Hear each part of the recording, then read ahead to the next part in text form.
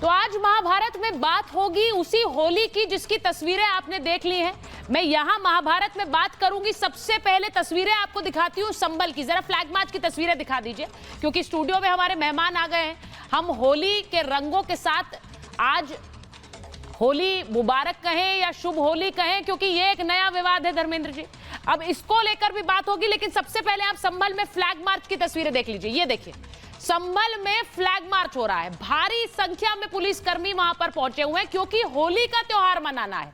अब होली इतनी सुरक्षा में संभल में मनाई जा रही है। सिर्फ संभल की नहीं है, यूपी के अलग अलग शहरों में पुलिस फोर्स की जो तैनाती है उसे देखकर आप सोचेंगे कि आखिर इतनी पुलिस की तैनाती क्यों है।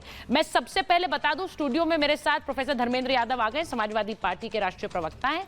हमारे साथ अवधेश कुमार जी हैं, वरिष्ठ पत्रकार हैं। प्रेम कुमार जी वरिष्ठ पत्रकार हैं। आचार्य विक्रमादित्य हमारे साथ स्टूडियो में आ गए हैं। आचार्य जी आइए।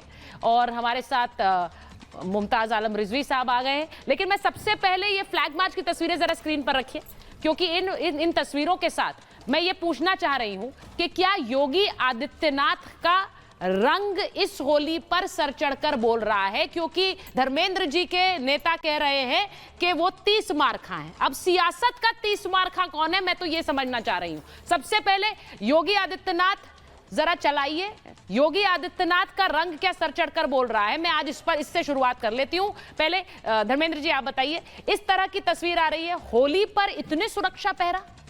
सुचारिता जी, भारतीय जनता पार्टी का दंगाओं से काफ़ी रिश्ता है।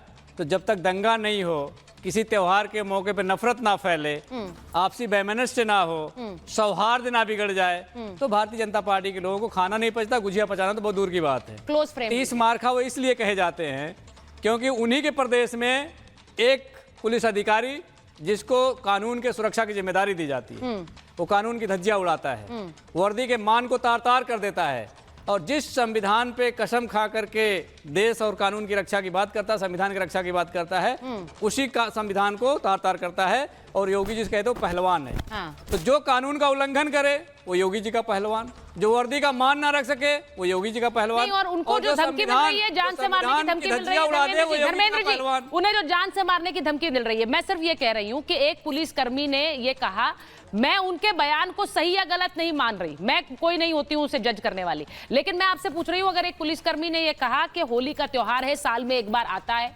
अगर उस अधिकारी ने ये फ्लैग मार्च किया और उसके साथ उसने ये भी कहा कि अपने त्योहार का भी सम्मान करिए, सामने वाले के त्योहार का भी सम्मान करिए, मुझे नहीं लगता कि इसमें कुछ गलती है। लेकिन उस पुलिस अधिकारी की जान पर खतरा बना हुआ है। उनके पिताजी कह रहे हैं कि मेरे बेटे को जान को खतरा है। सुचारिता जी, जिस पुलिस अधिकारी की बात आप कर रही हैं, हाँ। उस पुलिस अधिकारी के पूरे बयान को आप देश के सामने अगर रखेंगे जो मीडिया से गायब हो गया। चला है? नहीं, पूरा चलाया हमने, पूरा चलाया। जिस सेगमेंट की मैं कह रहा हूँ नहीं चलाया आपने। हाँ। उन्होंने उस मीटिंग में ये भी कहा था कि अगर हाथ में काला रंग लग जाएगा तो हम हाथ काट देंगे। ये किसी अधिकारी का बयान नहीं हो सकता, ये मंशा भी नहीं हो सकती। दूसरी बात आप कह रही कि उनके बयान को मैं क्या कहूँ, सही या गलत। नहीं, विवेक है कि नहीं, एक सेकंड रुकिए। उन्होंने कहा कि उनके हाथ पे अगर काला रंग लग जाएगा तो हाथ काट देंगे। आप ये बयान बता रहे हैं? हाँ बिल्कुल, हाथ काट देंगे। किसके हाथ काट देंगे अवधेश जी? मैं सिर्फ ये पूछ रही हूं कि संभल में इतने पुलिस पहरे में ये होली मनाई जा रही है, आज इसकी जरूरत है क्या?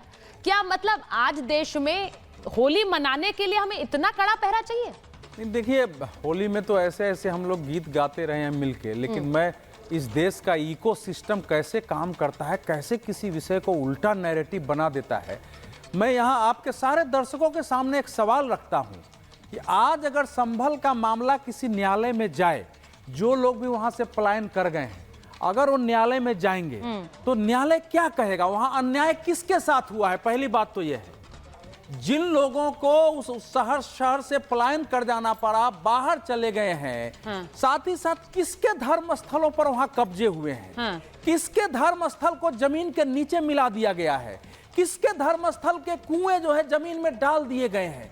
एक अजीब स्थिति है कि जिसके साथ अन्याय हुआ है, अगर कोई पुलिस अधिकारी उस अन्याय के परिमार्जन के लिए खड़ा हुआ है तो देश को उसके साथ खड़ा होना चाहिए। कि अगर अन्याय हुआ है 50 सालों में, जो लोग पलायन कर गए हैं, पंडितों को घुसने नहीं दिया गया है मंदिरों में, लोग खुल के बाहर निकल के देश में आप नफरत लेके चले आते हो, पूरे बयान को आप नहीं बोलोगे। मैंने अभी काले रंग वाला बयान क्या है? मैं जो मंदिर आप कह रहे हैं कि जमीन के नीचे है, उस जमीन को बेचने वाला हिंदू है। सुनिए जो बिल्डर, मैं बीच में नहीं, वो हिंदू है।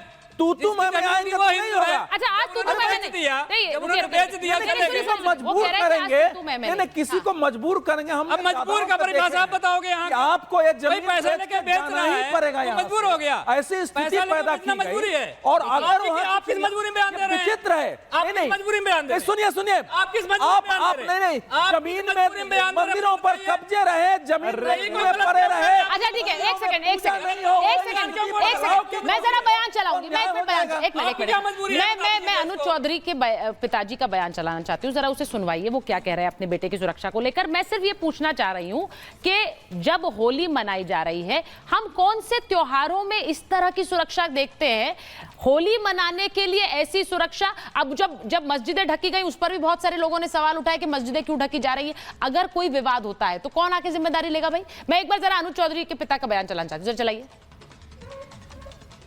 मुझे एहसास हो रहा कुछ ऐसा ही जी, कि क्यों मतलब इतने बॉल आ रहे हैं, कोई मार लो, कोई मार दो या वो कर दो, इस तरीके के कोई लफंडर कोई भपंडर कुछ भी बता रहा, उग्रवादी भी मतलब सब इस बात को वो कर रहे हैं। तो सरकार को चाहिए कि मतलब इस पर थोड़ा सा ध्यान दे, इसकी सुरक्षा करे जा। और जो ये गलत बोलने वाले हैं मतलब भाई इनका कोई रुकावट करे। इस पर मैं मुकदमे की बात करी है संजय सिंह पे, या तो वो अपनी गलती मान ले। अब वो कह रहे हैं कि मेरे बेटे की जान को खतरा है। मैं ये पूछना चाह रही हूँ, आज होली का त्योहार है, हम मुझे ऐसा लगता है जब हम होली में रंगों की बात करते हैं, रंग गुलाल अबीर की बात करते हैं, तो बहुत से लोग कहते हैं इसमें नफरत का रंग क्यों मिलाया जा रहा है। आचार्य जी, ये नफरत का रंग नहीं है। सरयू लाल किसने करी? सरयू लाल किसने करी थी? आज समझें कि जो लोग सरयू लाल कर चुके हैं, जिनके ऊपर वो तिलक लगा हुआ है, कलंक का तिलक, कि जिन्होंने सिर के बीच में गोली मारी थी कार सेवकों पर, आज उनके रहते हुए स्थिति। और जब जो बोल रहे थे ना, बिल्कुल दीजिएगा, आप पर ही सवाल उठा, जो बात अभी बोल रहे थे उनके पिताजी, अभी इन्हीं के पार्टी के नेता हैं, उन्होंने कहा कि जब हमारी सरकारें आएंगी तब हम बताएंगे क्या करना चाहिए। स्थिति में ऐसे में क्या होगा, उन घर वालों की हालत क्या होगी? सोचे कि क्या स्थिति में राजनेता जिन्होंने पहले किया है और आगे जाकर वही करने की धमकी दे रहे हैं, ये नेता है साहब? मैं तो कह रहा हूं गुंडों से बड़े बुरे हाल है इनके। इन्होंने जिस प्रकार से कार सेवकों पे गोली चलाई थी, क्या वो नेता कर सकते हैं? वो राजनेता कर सकते हैं? समाजवाद का मतलब होता है कि लास्ट कोने पे बैठा हुआ आदमी, अरे आप ही बोलना है भाई साहब, आप ही बोले हो, आप ही तो सब बोल चुके, आप ही सब कर चुके। जवाब भी दूंगा, कोई बात, जवाब भी लेंगे आपसे। जवाब आपने तो कर चुके जो करना था, गोली मार चुके भाई साहब। आपको बताऊं उस वक्त क्या हुआ था? शायद जी आपको पता होगा, आपने रिपोर्टिंग करी होगी कि लाशों को मिट्टी के बोरी में बांध के सरयू के नीचे बिठा दिया था।